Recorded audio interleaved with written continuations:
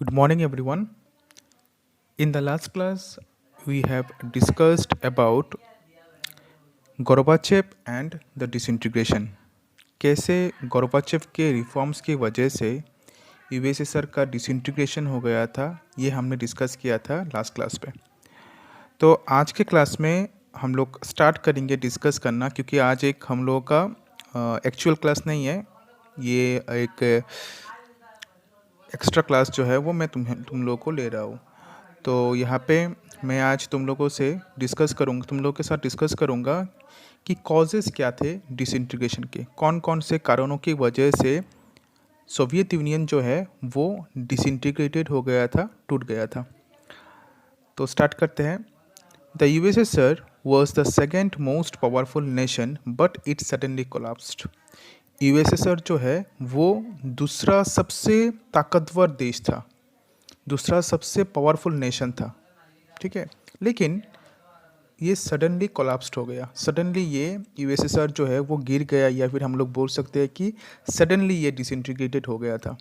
इसके कुछ रीजन्स है, ये अचानक से नहीं हुआ है। इसके कुछ रीजन्स है जिसके वजह से यूएसएसआर जो है वो डिसइंटीग्रेटेड हो गया था। तो इस यहाँ पे एक चीज़ हम लोग को पता चलता है कि यूएसएसआर जो है वो सेकेंड मोस्ट पावरफुल नेशन है, सेकेंड मोस्ट पावरफुल नेशन था। फर्स्ट कौन था? यूएसए, सबसे पावरफुल यूएसए था। क्योंकि हम हज़ार बार बोले कि यूएसए को टक्कर दे रहा था, ये दे रहा था, वो दे रहा था, लेकिन यूएसए जो है वो हर चीज़ में आगे था, ठीक है। मिलिट्री इक्विपमेंट्स में अलग आगे था। न्यूक्लियर वेपन्स जो है उस पर भी थोड़ा होने से भी आगे था। उसके बाद इकोनॉमिक कंडीशन यूएसए का बहुत ही ज़्यादा अच्छा था, ठीक है। इंफ्रास्ट्रक्चर, टेक्नोलॉजी, ये सभी के मामले में यूएसए जो है वो बहुत ज़्यादा आगे था यूएसएसआर से, ठीक है। और एक चीज़ मतलब तुम लोग नेक्स्ट चैप्टर पे देखोगे, जब हम लोग स्टार्ट करेंगे कि यूएसए का डोमिनेंस आफ्टर 1991, कैसे यूएसए ने पूरे वर्ल्ड को डोमिनेट किया है, वहाँ पे तुम लोगों को एक्चुअली पता चलेगा कि यूएसए जो है वो था क्या।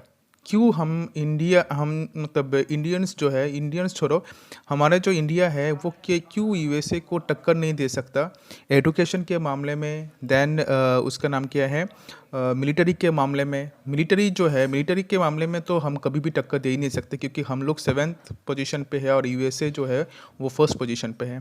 तो मिलिट्री के मामले में, इकोनॉमिक कंडीशन के मामले में, सभी चीज़ों के मामले में यूएसए को हम लोग टक्कर नहीं दे पा रहे, बिकॉज कुछ रीज़न है जो हम लोग डिस्कस करेंगे नेक्स्ट क्लास पे। तो यहाँ से डिस्कस करते हैं कि फर्स्ट रीज़न क्या था जिसके वजह से सोवियत यूनियन का कोलैप्स हो गया था। एक फर्स्ट रीज़न था the Soviet system was authoritarian. Soviet का जो पॉलिटिकल सिस्टम है वो ऑथोरिटेरियन था। पॉलिटिकल सिस्टम मतलब क्या है? सोवियत का जो गवर्नमेंट था, ठीक है, सोवियत का जो गवर्नमेंट था वो था ऑथोरिटेरियन, मतलब वो अपना ऑथोरिटी दिखा रहा था। ऑथोरिटी मतलब पावर दिखाता था, ठीक है। काम कुछ नहीं कर रहा है लेकिन पावर दिखा रहा है। लोगों को कोई भी हक नहीं दिया जा रहा था, लोगों को freedom of speech and expression नहीं था, लोगों के मुंह पे ताला मार के रख दिया है। और यूएसएसआर का जो गवर्नमेंट है वो अपना काम करता जा रहा है, ठीक है, मनमानी जो है वो करता जा रहा है, अपने आप को भगवान समझ रहा है। तो इसलिए बोला गया है कि द सोवियत पॉलिटिकल सिस्टम, मतलब सोवियत का जो गवर्नमेंट है वो था authoritarian. The people were not satisfied with the system. लोग जो है वो सेटिस्फाइड नहीं थे इस सिस्टम से, मतलब इस गवर्नमेंट से। Next, the Soviet economy did not improve. Soviet का जो इकोनॉमी है वो इम्प्रूव नहीं हो रहा था, वो एक जगह पे रुक गया था। हमने लास्ट क्लास पे भी देखा है, इट हैज़ बिकम स्टेगनेटेड। मतलब क्या है? एक जगह पे रुक गया था, वो डेवलप नहीं हो रहा था, ठीक है। The government fail to fulfil the economic aims and aspirations of the people. Government जो है वो फेल हो गया था, फुलफिल नहीं कर पा रहा था। क्या फुलफिल नहीं कर पा रहा था? लोगों के जो इकोनॉमिक साइड से, लोगों के जो बेसिक नीड्स से, उसके बाद एस्पिरेशन से, ठीक है, उसको हम लोग गवर्नमेंट जो है वो फुलफिल नहीं कर पा रहा था। एकदम लास्ट मोमेंट पे हम लोगों ने देखा था, क्या देखा था कि इकोनॉमी इतना ख़राब हो गया था यूएसएसआर का कि फूड क्राइसिस हो गया था, प्रोडक्टिविटी नहीं हो रहा था, ठीक है, जो कंज्यूमर गुड्स, जो चीज़ हमें बेसिक गुड्स जो होते हैं, जो चीज़ हमें हर रोज़ चाहिए होता है, वो चीज़ भी लोगों को नहीं मिल रहा था यूएसएसआर में। ठीक है, तो इससे क्या होता है, इससे लोग दुखी हो गए थे। तो अल्टीमेटली क्या हो गया था, यहाँ पे हम लोग बोल सकते हैं कि government has failed to fulfil these needs, these aims of the people, क्योंकि इकोनॉमी इतना ज़्यादा क्या था, खराब था, इम्प्रूव नहीं हो रहा था, स्टेगनेटेड था। The Soviet government used much of its resources to maintain nuclear and military arsenal. देखो, तब के टाइम पे जब सोवियत यूनियन कोल्ड वॉर पे था, तब सोवियत यूनियन का टक्कर किसके साथ था, यूएसए के साथ था। कौन से चीज़ में टक्कर था सबसे ज़्यादा, न्यूक्लियर वेपन्स में, कि कौन कितना न्यूक्लियर वेपन्स रख सकता है। ठीक है, तो यहाँ पे क्या हुआ है, सोवियत गवर्नमेंट ने अपने देश के जितने भी रिसोर्सेज है, वो सभी रिसोर्सेज न्यूक्लियर वेपन्स बनाने में रख दिया।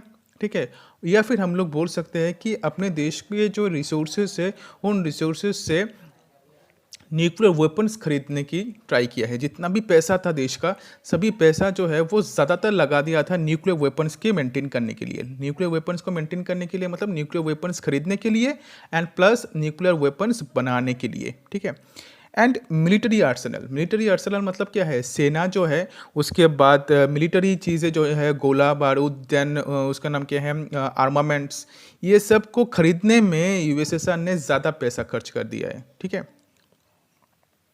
it also used its resources to maintain its control over the satellite states in Eastern Europe. अभी सोवियत यूनियन ने अपने रिसोर्सेज को और दो जगह पे खर्च किया है। ठीक है, सोवियत यूनियन के पास इंपॉर्टेंट रिसोर्सेज था। सोवियत यूनियन के पास कौन कौन से रिसोर्सेज था, स्टील था, आयरन था, देन ऑयल था, मिनरल्स था। तो ये सभी चीज़ें जो है सोवियत यूनियन ने यूज़ कर दिया और दो इंपॉर्टेंट चीज़ों पे। कौन कौन से चीज़ों पे, first one is satellite states. ठीक है, सैटेलाइट स्टेट्स का मतलब क्या है, ये उन स्टेट्स के बारे में बात किया जा रहा है जो स्टेट्स ने कोल्ड वॉर के टाइम पे यूएसएसआर को सपोर्ट किया था, मतलब the allies of the Soviet union. मतलब क्या है, जिन एलाइज पे, मतलब जिन कंट्रीज़ पे सोवियत यूनियन ने जाके अपने मिलिट्री इक्विपमेंट्स यहाँ पे स्टोर किया था। ठीक है, उन एलाइज के बारे में बात किया जा रहा है, उन कंट्रीज़ के बारे में बात किया जा रहा है। इसको हम लोग बोलते हैं सैटेलाइट कंट्रीज, जहाँ पे एक देश अपने ही देश का न्यूक्लियर वेपन्स या फिर मिलिट्री आर्सेनल जो है या फिर सेना जो है वहाँ पे रखता है। ठीक है, तो जो जैसे फॉर एग्जांपल सोच लो कि ये सोवियत यूनियन है और ये है हंगरी। ठीक है, हंगरी जो है वो सोवियत यूनियन का एलाई था।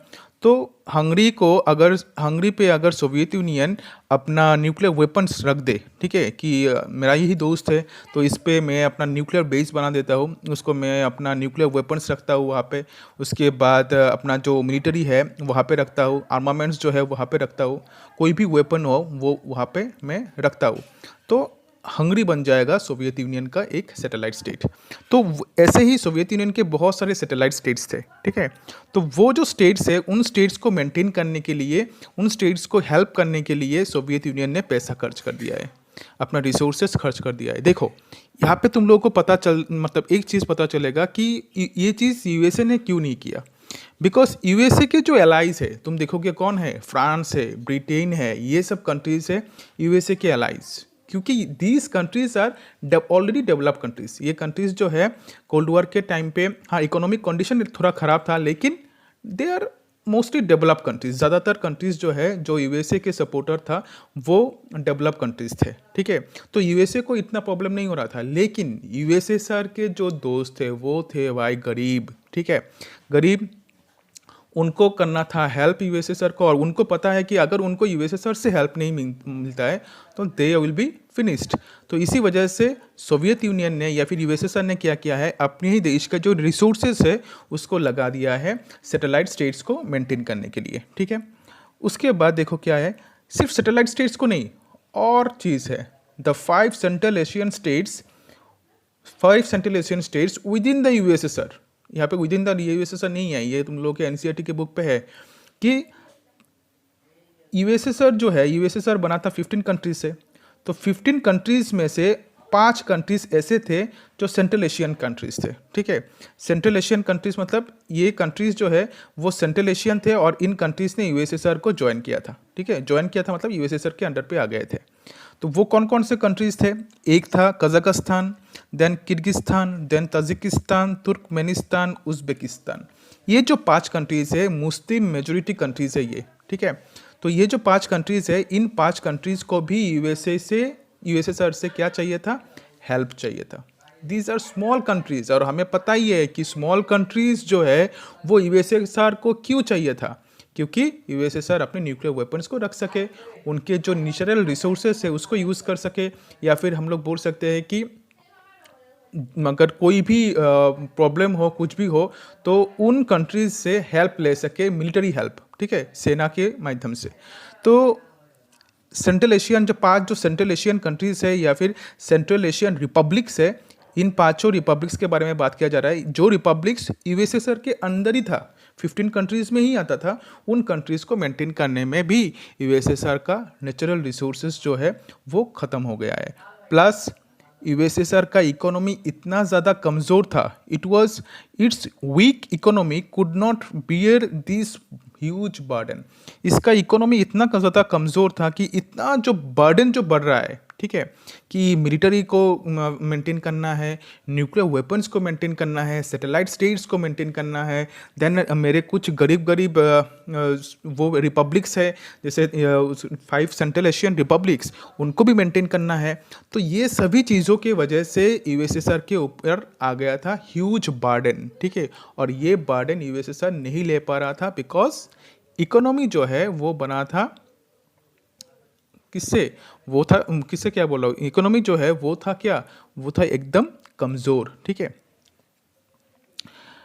नेक्स्ट पॉइंट क्या है? Ordinary citizens became aware of the economic advancement of the west. अभी ऑर्डिनरी सिटीजन्स जो है, ऑर्डिनरी सिटीजन्स मतलब आम इंसान जो है वहाँ के सोवियत यूनियन के जो है, वो लोग अपने आंखों में तो पट्टी लगा के नहीं रख सकते पूरा जिंदगी, ठीक है। उनको दिखाई दे रहा था कि वेस्ट जो है, वेस्ट मतलब यहाँ पे पर्टिकुलरली वेस्ट, ये सोच लो कि ये सोवियत यूनियन है, ये और ये हो गया सोवियत यूनियन का west side, that is USA. West countries जो है, वेस्ट कंट्रीज में ज़्यादा इकोनॉमिक डेवलपमेंट हो रहा है, ठीक है। वेस्ट कंट्रीज में कैपिटलिज्म को फॉलो किया जा रहा है और these countries are western countries जो है वो ज़्यादा डेवलप्ड है, ठीक है। ये किसको लग रहा था? यूएसएसआर में जो ऑर्डिनरी सिटीजन्स है उनको लग रहा था, क्योंकि वो लोग जा रहे थे वेस्टर्न कंट्रीज में घूमने और उनको वहाँ पे जाके दिखाई दे रहा था कि उनकी आंखों में तो और पट्टी लगा के नहीं रख सकते तुम, तो वहाँ पे उनको दिखाई दे रहा था कि इंफ्रास्ट्रक्चर अच्छा है, टेक्नोलॉजी अच्छा है, इकोनॉमिक कंडीशन अच्छा है, देश में मिलिट्री अच्छा है, सब कुछ चीज़ें अच्छा है, ठीक है, वेस्टर्न कंट्रीज़ पे। तो अल्टीमेटली जब वो लोग फिर से वापस आए अपने देश में, तो आके अपने देश के गवर्नमेंट को गाली देने लग गए थे, ठीक है।